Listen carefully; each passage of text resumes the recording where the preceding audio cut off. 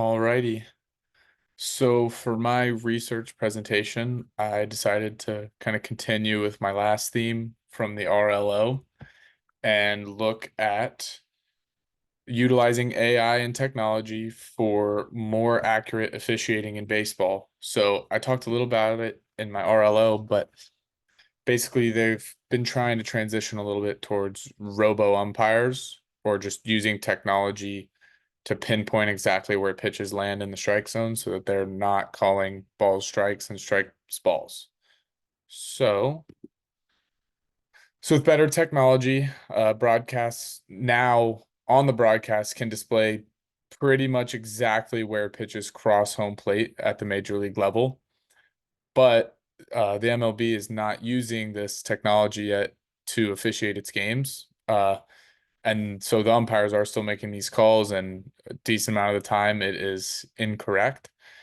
And fans kind of have mixed opinions on the extent of new technology in baseball. It's tough because the college level, it's fairly accurate. It's not entirely as accurate. There just isn't the same amount of cameras at most stadiums, and not as much money is being poured into it. But at the MLB level, they do have seemingly the technology to almost with 100% accuracy know exactly where a pitch lands near the strike zone at the time that it happens. I'll just play a really quick video just to kind of show you what we are looking at here. This is a bad call that happened just a couple days ago. Strike three. Judge not throwing with that call. And he gets thrown out. So just right there, you can see this pitch was outside. I think it may have clipped the strike zone, but uh, just a bit outside. And those are the kinds of pitches that it upsets fans because it really can change the tide of a game in a big situation. So, and obviously players are a little upset with it too. So some of the goals of this pitch tracking innovation, you can see right here on the right, this is the exact same pitch actually, but different broadcasts. So it actually picked up where this pitch landed in different spots, which is why the technology needs to get better. And I'm kind of hoping will get better so that these innovations or future innovations can actually be put into practice in the MLB.